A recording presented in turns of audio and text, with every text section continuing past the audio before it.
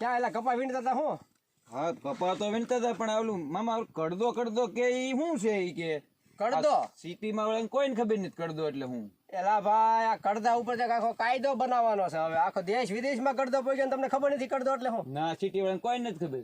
તો એમાં એવું હોય ને કડદો એટલે ખેડૂતોના ઓપરેશન કરવાના. આપણે સારી ભાષામાં કહીએ ને તો ખેડૂતને ઓપરેશન થાય.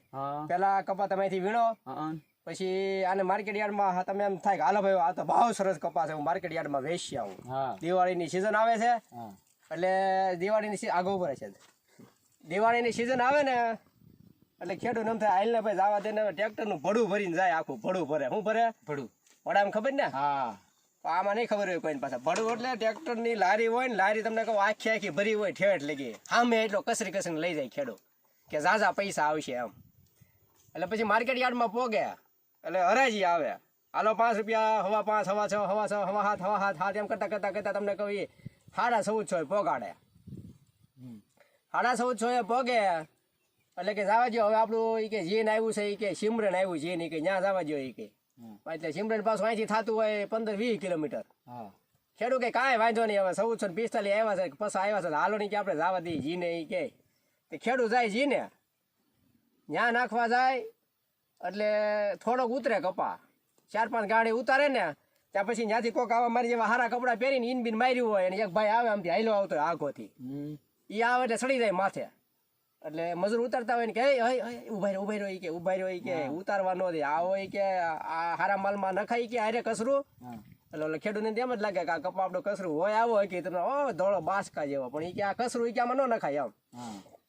આ કપાઈ કે આપણે ન હાલે. પછી વેપારીને ફોન કર્યા કે ભાઈ આ કપાઈ કે આ ઉતરવે ના પાડે છે, આપણે જે કમિશન એજન્ટ રાખ્યા હોય ને એને, હવે શું કરીશું? તો કે શું વાંધો છે? એ કે એને હવા કરી, હવે આમાં હવા ક્યાંયથી દેખાય તમને ઘરે એવું? એ કે આમાં હવા છે ને ભેંસ છે ને આવું બધું કરે. પછી ઘડીક નાઇટેક થાય. ખેડૂત કે હવે તો શું કરું? ખેડૂત મૂંઝાય આમાં. પછી કે હવે આપણે ક્યાં જવું ઠલવવા? એ કે ભાઈ કામ કરો ને કાંઈક હાલતું હોય તો કરે થોડું ઘણું, કે આમ તેમ કરીને. એટલે ઓલો થોડું ઘણું ન કરે, બરાબર 80-100 રૂપિયાનો કાપ મેકે, ઓપરેશન કરી નાખે હરખાઈ નું ખેડૂત. નાઈ તમને કહું, હા નાઈ ઓપરેશન કરી નાખે, મોંઘું પડે. હા એટલે ઓપરેશન કરી નાખે એટલે 100 મણ કપા હોય એટલે સીધો 8-10 હજાર રૂપિયાનો કડદો થઈ ગયો, કાપી નાખે એનું નામ કડદો. હા અને પછી શું છે ખેતર બિચારો શું કરે કે અહીંથી 20 કિલોમીટર હું પાછું લઈ જાઉં, વળતીથી પાછું હરાજીમાં મૂકવું. હવે દિવાળીની સિઝન આવે છે, એક બાજુ આપણા બધા કામ હોય એટલે લાજાર થઈ મજબૂર થઈ અને એ માલ એને વેચવો પડે છે.